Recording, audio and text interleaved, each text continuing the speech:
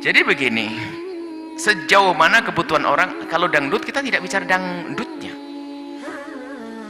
mungkin bicara musik secara umum. Dangdut bukan bicara dangdutnya.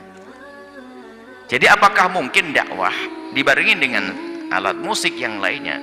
Sebab begini, kalau sudah dangdut identik dengan goyang pinggul yang buka aurat, ya nggak benar yang demikian itu. Akan tapi kalau nuansa musik, bagaimana musiknya saja, itu pembahasan hukum musik.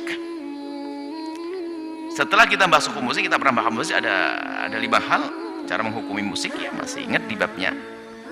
Harus tahu syairnya kayak apa, siapa yang menandungkannya, di mana, kemudian kapan waktunya, kemudian bicara tentang alatnya sendiri, alat, hukumnya alat seperti apa. Dikatakan kalau bukan takbul husak, bukan biasanya orang fasik, tapi kalau alat itu dipakai orang baik sama orang fasik, maka nggak ada masalah. Tapi kalau alat itu, kapan dibunyikan alat itu, langsung kebayang mabuk, zina, maka nggak boleh.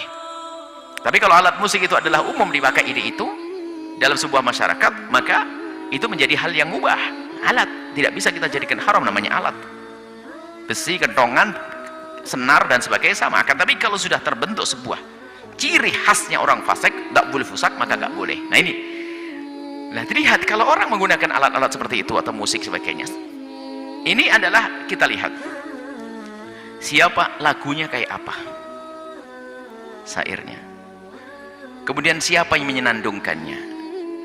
Biarpun yang dibaca sholawatan pakai hadrah, perempuan pakai rok pendek goyang pinggul, ya nggak bener tuh. Jadi harus lah, syairnya harus bagus, siapa yang menyenandungkannya, di hadapan siapa, kapan waktunya, baru satu alat musiknya tadi. Kalau terpenuhi mana, ini adalah hal yang normal, nggak ada masalah kalau memang begitu terpenuhi itu. Wanita terhormat dong, jangan sampai biarpun qasidan wanita masya Allah pinggulnya mutar sana sini, itu nggak benar itu. Terhormat di hadapan wanita barangkali ini. Jadi kita harus bijak menyikapi keadaan masyarakat ini, satu. Yang kedua adalah jika memang terpenuhi syarat-syarat tersebut, syairnya benar, orang yang menyandungkan benar, waktunya tepat, kita tanya sejauh mana kebutuhan kita dengan alat musik tersebut. Kalau seandainya tanpa itu bagaimana? Kalau jawabannya oh nggak ada masalah, ya jangan pakai dong, biar maksimal waktunya tidak dihabiskan dengan alat musik. Oh, tapi memang sebagian orang nggak mau datang kecuali begitu. Nah ini baru ada hajat di situ. Tentunya alat musik yang tertentu tadi bukan menjadi cirinya orang fasik. Sebab kalau saya kembalikan lagi, alat musik cara zatnya nggak ada keharaman cara zatnya begitu. Disebutkan dalam hadis ma'azib sendiri adalah alat yang melalaikan, apa saja melalaikan. Kalau tidak melalaikan tidak lagi diharamkan. Malahi tidak disebutkan, malahi itu bukan, tidak, siapa yang mengatakan malahi adalah gendang, malahi adalah organ, malahi gitar, malahi enggak.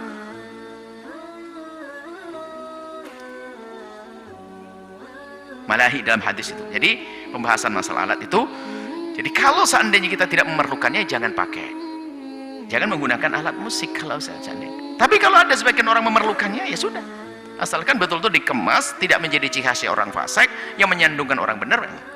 Maksud kami di sini perlu kita melihat martabatnya orang yang didakwahi. Kalau ini didakwahi santri begini, ya nggak perlu hal-hal semacam itu. Tapi ada orang awam yang punya kebiasaan jelek.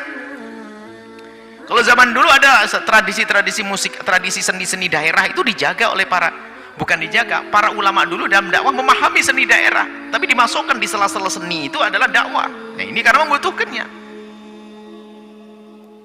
Tapi di saat sudah normal, ya mereka akan mengarahkan kepada yang lainnya. Jadi seperti itu. Jadi sebaiknya kalau memang bisa tanpa itu semuanya, biar lebih maksimal, adakan dakwah tanpa itu semuanya. Tapi di sebuah tempat mungkin diperlukan untuk itu semuanya, penuhi syarat-syaratnya. Syair yang dibacakan adalah bagus. Jangan dipajang wanita-wanita mulia itu untuk goyang pinggul di sana. Harus terhormat, di depan siapa dia menyenandungkannya. Kalau ceritanya semacam itu, kemudian waktunya yang tepat, subhanallah, jangan sampai meninggalkan sholat dan sebagainya. Maka kemudian dengan itu adalah menjadi hal-hal yang boleh-boleh saja dakwah.